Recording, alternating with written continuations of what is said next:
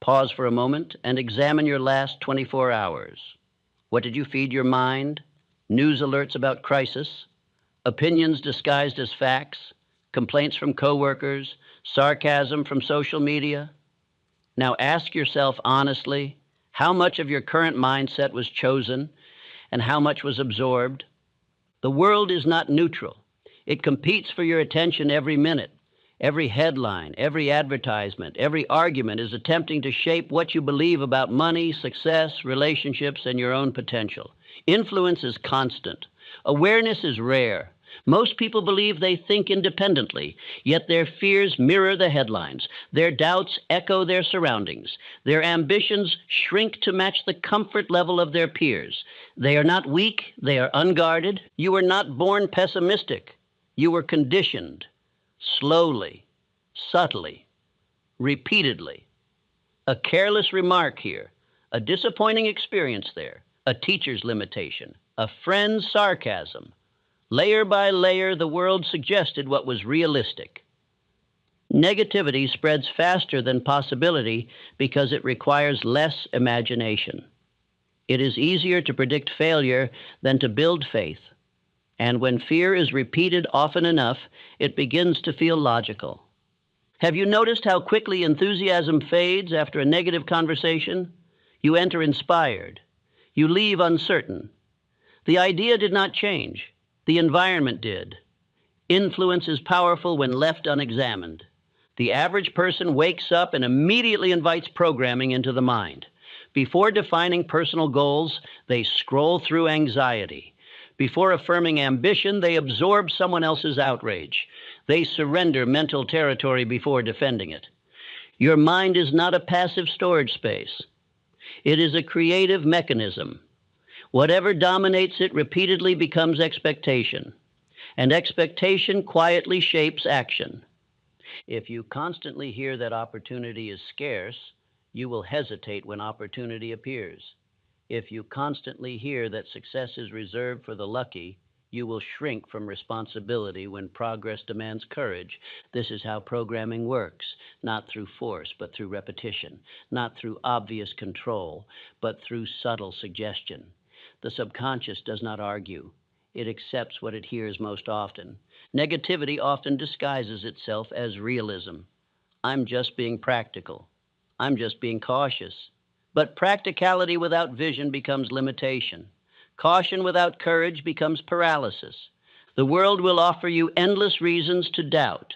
Economic instability, political tension, social division, each may be real. But the interpretation you choose determines your emotional state. Two individuals can face identical circumstances. One sees collapse, the other sees challenge. The difference is not environment, it is internal programming. If you do not deliberately choose your dominant thoughts, the environment will choose them for you. That is not theory, it is psychological law. The mind absorbs the ideas it hears most frequently. Look carefully at your conversations. Are they centered on possibility or complaint, on solutions or blame? Your associations are shaping your beliefs, whether you acknowledge it or not. You must become selective with ruthless intention, not defensive, but disciplined, not paranoid, but purposeful.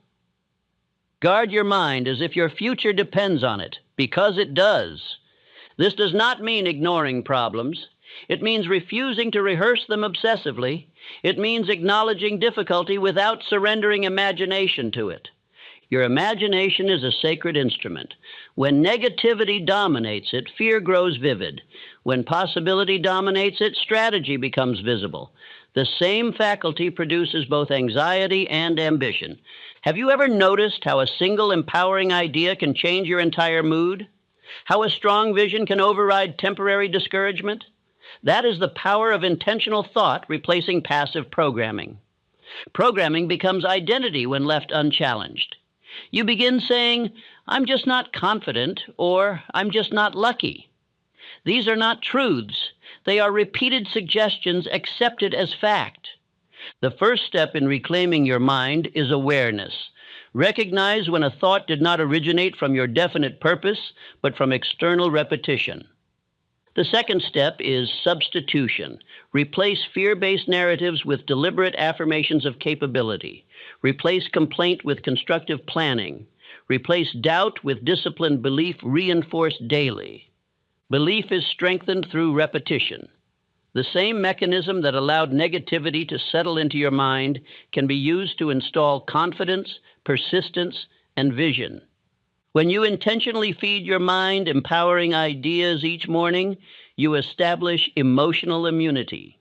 The world may still shout, but it will not penetrate as easily. You will begin to notice something extraordinary.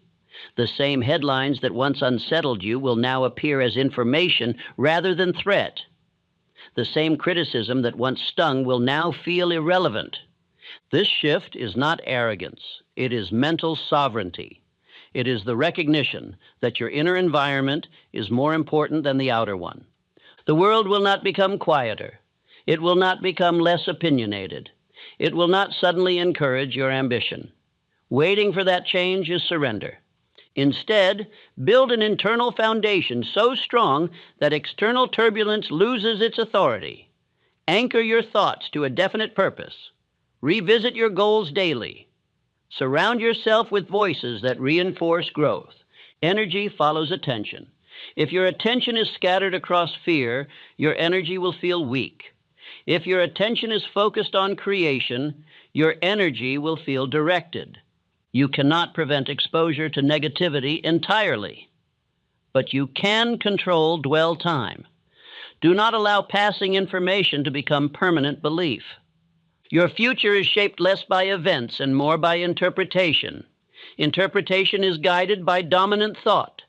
Dominant thought is guided by repetition. Repetition is chosen. This is the quiet truth few recognize.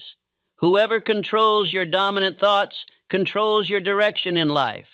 The world will continue offering programming. It will suggest limits. It will reward conformity. It will question ambition.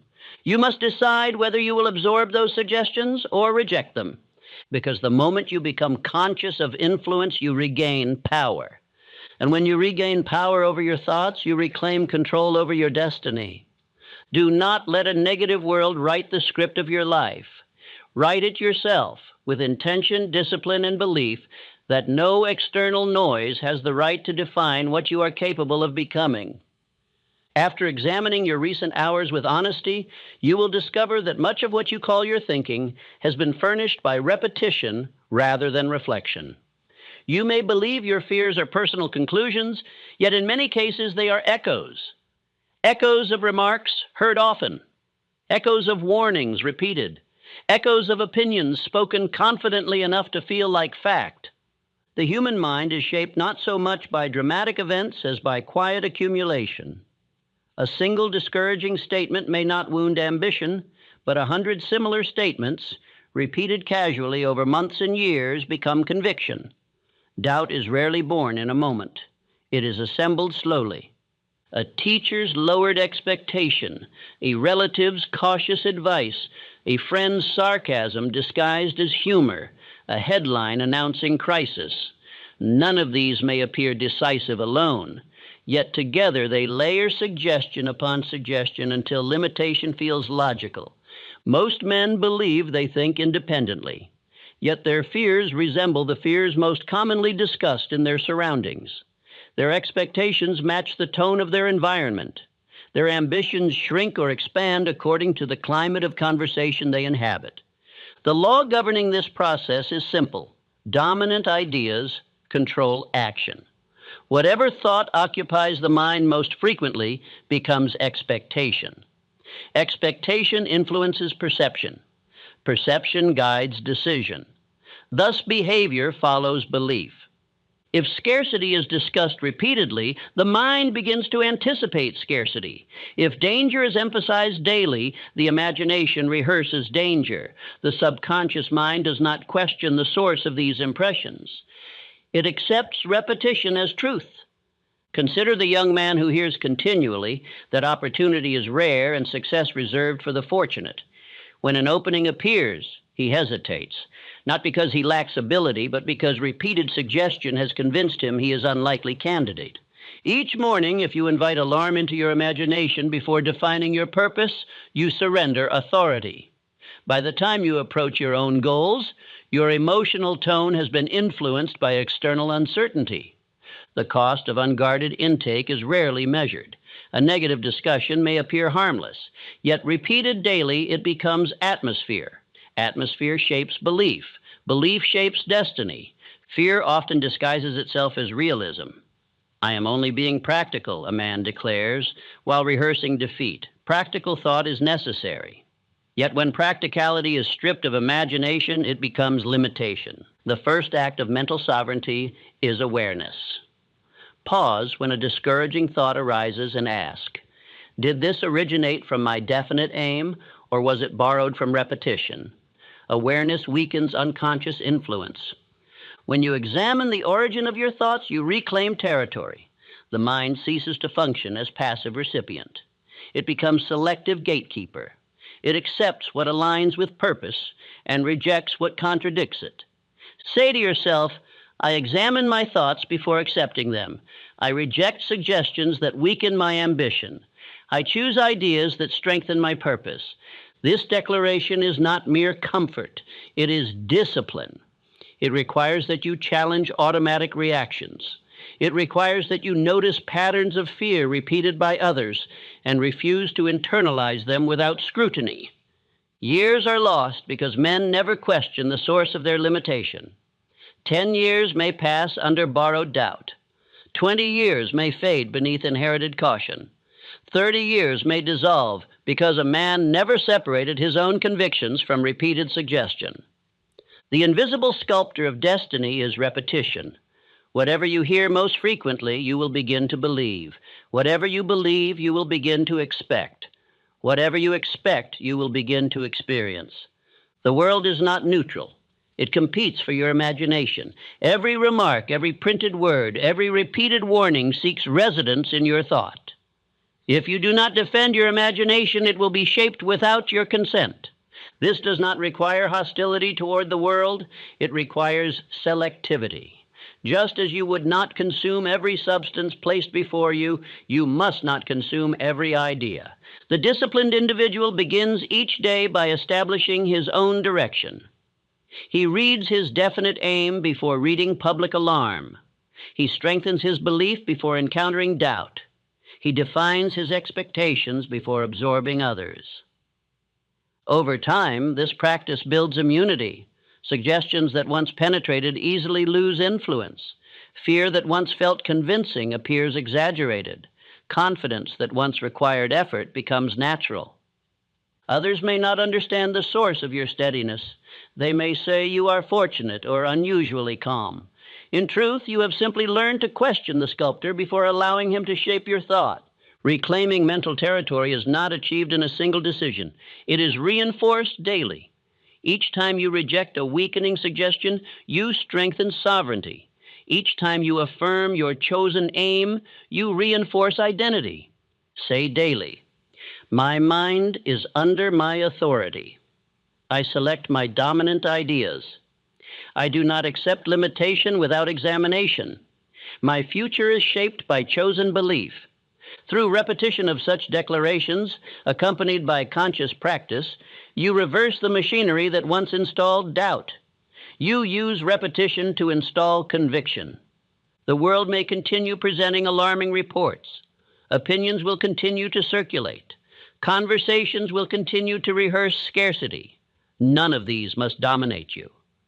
The difference between a directed life and a reactive life lies in this discipline. The reactive man absorbs and echoes. The directed man examines and selects. Thus, the first step in refusing to let a negative world program you is recognition of influence. When you see how suggestion operates, you weaken its control. In that recognition lies power, and in that power lies the ability to shape your own destiny rather than live as product of repetition. When you understand that your mind has been shaped by repetition, you must next understand how repetition performs its work. The subconscious mind does not debate the ideas impressed upon it. It accepts what is repeated most often, especially when accompanied by emotion. It does not ask whether the idea originated from wisdom or from rumor. It responds to frequency. If a thought of fear is rehearsed daily, it begins to feel reasonable. If doubt is spoken repeatedly, it acquires the appearance of prudence. The man begins to defend his limitation as sound judgment. He declares himself cautious when, in truth, he has been conditioned toward hesitation. There is an important distinction between thoughtful caution and habitual paralysis. Thoughtful caution examines risk and then acts. Habitual paralysis exaggerates risk until action seems unwise. The two may appear similar from the outside, yet one advances while the other delays indefinitely. Public opinion often becomes private belief through this machinery of repetition. When an entire community speaks of scarcity, scarcity feels inevitable. When neighbors rehearse misfortune as constant theme, imagination conforms to that theme. Without deliberate resistance, the mind adapts to its surroundings. Imagination, which should be servant of ambition, becomes servant of anxiety when repeatedly fed images of threat. The same faculty capable of producing strategy and invention becomes instrument of rehearsal for disaster. Consider those periods in history when pessimism prevailed. During economic decline, the majority withdrew in fear, yet a minority invested boldly. Andrew Carnegie expanded during adversity because he refused to adopt the dominant narrative. He substituted faith for prevailing doubt. Henry Ford, when confronted by widespread skepticism, did not allow public caution to define his ambition. He examined facts, yet refused to magnify fear. His resistance to popular pessimism saved years of delay. The principle that protects you is substitution. When a weakening thought enters, you must not merely attempt to suppress it. Suppression strengthens it. Instead, substitute it deliberately with constructive alternative. If a thought declares, "Opportunity is scarce," respond immediately. Opportunity is created through service and initiative. If a voice whispers, "You are unprepared," replace it with, "Preparation grows through action." Substitution must be practiced repeatedly. One affirmation spoken once cannot overcome a suggestion heard 100 times. The mechanism that installed doubt may install confidence through equal repetition. Emotion strengthens impression. When you affirm belief, do so with feeling. Speak your chosen thoughts aloud. See them vividly. Attach emotion to your declaration. The subconscious responds more readily to emotion than to dry reasoning. Say daily, "I choose faith over fear. I substitute courage for doubt. My imagination serves my purpose. I accept only ideas that strengthen my ambition." This discipline interrupts negative cycles. Instead of permitting one discouraging idea to lead to another, you cut the chain and replace it. Each interruption weakens the old pattern and strengthens the new. Years are wasted when fear goes unchallenged. 10 years may be consumed by hesitation, born of repeated doubt. 20 years may pass while a man waits for certainty promised by public opinion. 30 years may fade before he recognizes that the limitation was borrowed. The disciplined individual refuses to inherit pessimism. He evaluates facts without surrendering imagination. He accepts caution where necessary, yet rejects paralysis disguised as prudence. Notice how swiftly a repeated thought becomes automatic. At first, you consciously replace fear with faith. Later, the replacement occurs almost instantly. Eventually, confidence becomes reflex. Others will perceive this change. Where once you echoed discouraging remarks, you now respond with possibility. Where once you hesitated under alarming reports, you now assess calmly. They may describe you as unusually composed. In truth, you have mastered substitution. Repetition is neither enemy nor friend by nature. It is instrument. In the hands of environment, it installs doubt. In your own hands, it installs belief. The world will continue to repeat its warnings. It will magnify crisis because crisis commands attention. If you do not substitute deliberately, those warnings will accumulate into conviction. Guard against that accumulation. When you hear alarm, examine it. When you detect exaggeration, correct it internally. When you notice fear rising, counter it immediately. Say, I interrupt negative suggestion. I substitute strength for weakness. My beliefs are chosen, not inherited. Through consistent practice, this becomes discipline. Discipline becomes habit. Habit becomes character. The machinery of repetition does not cease operating. It continues daily. Your task is to control what it installs. Feed it affirmations aligned with your definite purpose.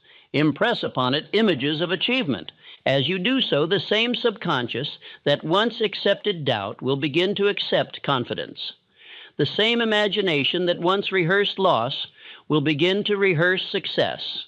This is not mere optimism, it is deliberate conditioning. It is conscious participation in shaping your own thought. In mastering substitution, you prevent the negative world from writing your script. You take up the pen yourself. Thus, the second step in refusing external programming is this: understand the machinery of repetition and use it deliberately. Replace borrowed fear with chosen faith, repeatedly and with conviction. In that disciplined repetition lies the power to save years once lost to hesitation. In that practice lies the beginning of mental independence and enduring achievement. No man can protect his mind if he neglects the company he keeps. Thought is contagious.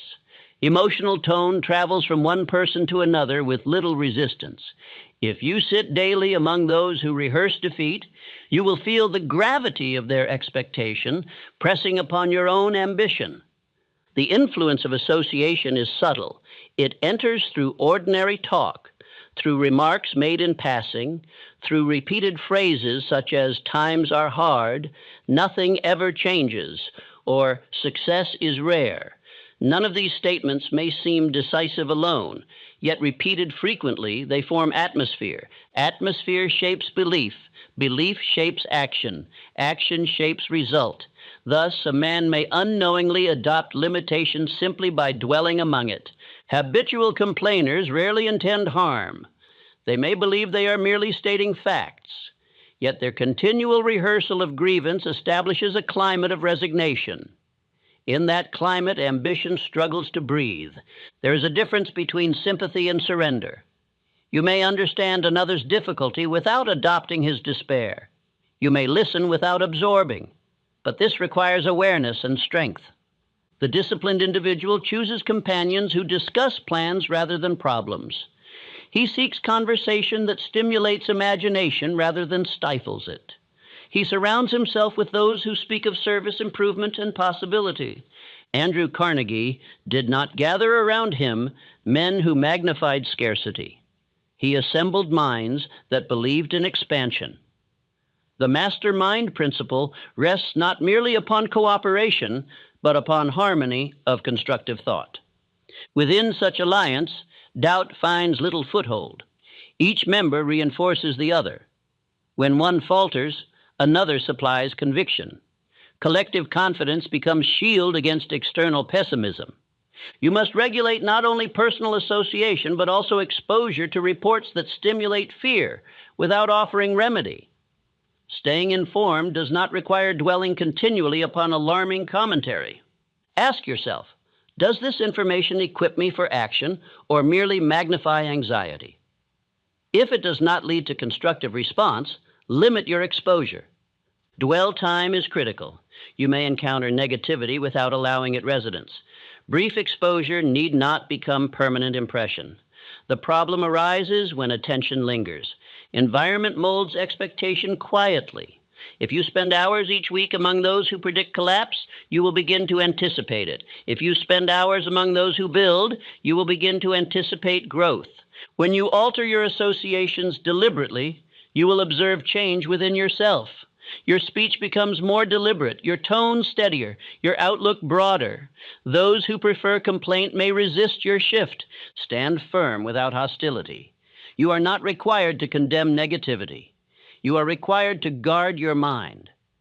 Just as you would not invite illness, You must not invite discouragement through constant proximity. Say daily, I choose associations that strengthen my purpose.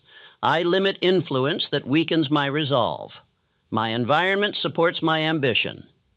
Through repetition, this choice becomes instinctive.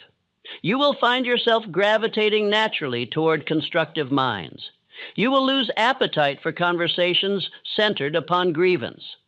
10 years may be saved by escaping the gravity of chronic doubt. 20 years may be saved by forming alliance with those who expect growth. 30 years may be preserved by building circle that reinforces ambition instead of restraining it. Within positive association, imagination flourishes. Plans expand, confidence strengthens, progress accelerates because energy is not drained by constant discouragement.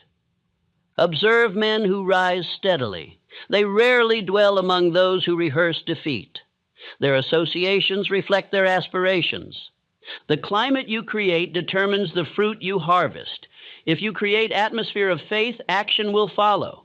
If you dwell in atmosphere of fear, hesitation will follow.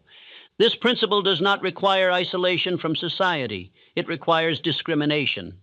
You may interact widely while choosing closely those whose influence penetrates deeply. Affirm, my associations uplift me. My companions encourage growth. I dwell among those who speak of possibility. In guarding association, you reinforce sovereignty established in earlier disciplines. You prevent erosion of belief. You strengthen your internal foundation. The world may remain saturated with complaint, yet your immediate environment need not mirror it. You may construct circle that defies prevailing tone. Thus, the third step in refusing negative programming is deliberate selection of influence. Through conscious association, you protect imagination and reinforce chosen belief. In that protection lies power. In that power lies the preservation of years otherwise surrendered to atmosphere not of your choosing. If the world programs through repetition, then you must program yourself with greater intention. A field left uncultivated grows weeds without effort. A mind left unfed by purpose grows doubt without resistance. Therefore, the first act of discipline each day must be to nourish your own imagination before the world attempts to nourish it for you. Do not rise and immediately invite external suggestion into your thought. Rise and read your definite chief aim. Speak it aloud. Impress it upon your mind with conviction. Let your first mental act be self-directed. The definite chief aim serves not merely as ambition, but as counterweight. It stands against borrowed limitation. When rehearsed daily, it becomes the dominant theme in your thinking, displacing scattered suggestion. Words alone are not sufficient. Emotion must accompany them. The subconscious responds most readily to ideas repeated with feeling. When you declare your purpose, do so with earnestness. See it vividly. Hear it clearly. Feel it as present reality. Morning and evening are strategic hours. The mind is most impressionable when first awakening and just before sleep. What you impress upon it during these periods sinks deeply. Use these hours deliberately. At night, review your aim. Visualize progress. Impress gratitude and confidence upon your mind before sleep. Upon waking, renew your declaration before absorbing outside commentary. Mental rehearsal strengthens identity. If you have been told repeatedly that you are limited, you must rehearse the opposite with equal persistence. Replace I am not capable with I grow stronger through action. Replace I am unlucky with I create opportunity through service. Edwin C. Barnes envisioned partnership with Thomas Edison before circumstances justified the belief. He defined himself before the world recognized him. That internal definition preceded external confirmation. Thomas Edison rehearsed invention mentally before practical success appeared. His confidence was not borrowed from public approval. It was cultivated through deliberate mental conditioning. When you define yourself consistently, the world adjusts its perception gradually. Others begin to see you as you see yourself. Your speech becomes confident, your bearing steady, your decisions firmer. Years are saved through this regimen. 10 years may be preserved by rejecting inherited doubt early. 20 years may be gained by maintaining confidence during public pessimism. 30 years may be reclaimed when you cease living by borrowed definitions. The self-directed mental regimen requires constancy. One day of affirmation cannot overcome years of suggestion, but repetition builds power. What was installed by repetition may be replaced by repetition. Say daily, I program my own mind. I impress strength, faith, and purpose upon it. I define myself before others attempt to define me. This discipline creates internal stability. When criticism arises, you measure it against your chosen identity. When rumor circulates, you consult your purpose. When comparison tempts discouragement, you return to your chief aim. Gradually, your reflex changes. Instead of reacting to external tone, you respond from internal conviction. Instead of absorbing alarm, you filter it through belief. Others will observe the shift. They may remark that you appear more certain, more deliberate, less influenced by passing opinion. In truth, you have simply established internal command. The world does not cease offering suggestion. It continues daily. But you no longer accept its content without scrutiny. You have installed your own dominant narrative. Affirm, my mind belongs to me. I choose my identity. I repeat my purpose until it governs my thought. Through consistent internal conditioning, you create mental immunity. Negative suggestion may approach, but it does not root easily. Confidence remains anchored. This regimen transforms reaction into direction. It shortens the period of discouragement following setback. It accelerates recovery from doubt. In establishing this practice, you fulfill the central promise. You prevent the negative world from programming you. You write your own script through deliberate repetition. The saving of years lies not in avoiding difficulty, but in refusing to surrender identity to it. With each disciplined rehearsal, you reinforce sovereignty. Thus, the fourth discipline in guarding your destiny is self-directed mental conditioning. Feed your mind before the world does. Define yourself before others attempt it. And through repetition, your chosen belief becomes permanent authority over your imagination and your future. When a man has learned to examine suggestion, substitute fear with faith, guard his associations, and install his own mental regimen, he begins to stand apart from the average current of influence. The difference is not loud. It is not theatrical. It is steady. The programmed individual reacts quickly to headlines, to gossip, to shifting opinion. His emotional tone rises and falls with the prevailing mood. His confidence fluctuates according to public approval. He is sincere, yet he is carried. The self-directed man listens, evaluates, and then decides. He does not deny facts, yet he does not surrender to tone. His response originates within rather than from the noise around him. This difference becomes visible over time. Mental sovereignty produces a quality others can feel. It appears as calm assurance. It sounds like deliberate speech. It expresses itself through measured decision. People may describe such a man as composed or confident without realizing that his confidence was constructed deliberately. Steadiness attracts responsibility. Employers promote those who remain balanced under pressure. Associates trust those who do not magnify rumor. Clients rely upon those whose tone communicates certainty rather than alarm. Chosen belief compounds. Each time you resist borrowed fear, you strengthen independence. Each time you affirm purpose over panic, you reinforce authority. Over months and years, the accumulation becomes significant. In uncertain conditions, the self-directed man becomes stabilizing force. When others are shaken by reports, he reviews facts calmly. When others predict collapse, he searches for advantage. His demeanor steadies those around him. This transformation alters destiny. The reactive man consumes years responding to external change. The directive man invests years shaping his response. The first spends energy in adjustment after adjustment. The second conserves energy through internal consistency. 10 years may be saved by refusing to dwell upon every alarming prediction. 20 years may be preserved by maintaining direction during seasons of public doubt. 30 years may be gained when you cease abandoning plans because of temporary discouragement. Service strengthens this sovereignty. When you focus upon rendering useful service, you diminish the influence of personal fear. Contribution broadens perspective. It reminds you that your value lies in what you give, not in what others predict. Andrew Carnegie's enterprises expanded because he concentrated upon production and cooperation rather than popular apprehension. His internal direction governed external action. Over time, your example influences others. They observe that you do not collapse under strain.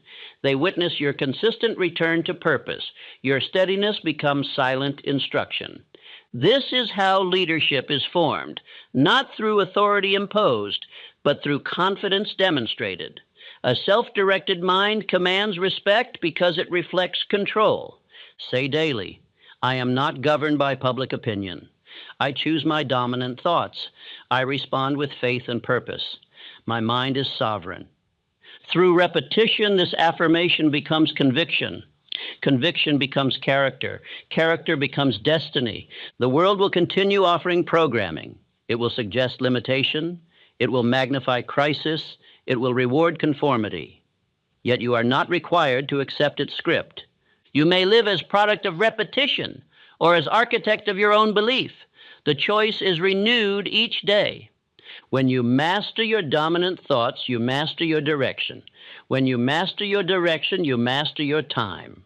And when you master your time, you master your life. Thus, the promise is fulfilled. You do not permit a negative world to program you.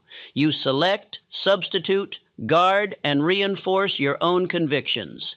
In doing so, you save years once lost to borrowed doubt. You accelerate progress once delayed by hesitation. You build reputation grounded in steadiness. The self-directed man does not silence the world. He simply refuses to let it define him. His imagination remains under his authority. His ambition remains anchored to purpose. Affirm finally, my thoughts are chosen. My beliefs are deliberate. My destiny is directed from within. No external noise has the right to define my capacity. And in that disciplined authority lies freedom, power, and enduring achievement untouched by the shifting tone of the world around you.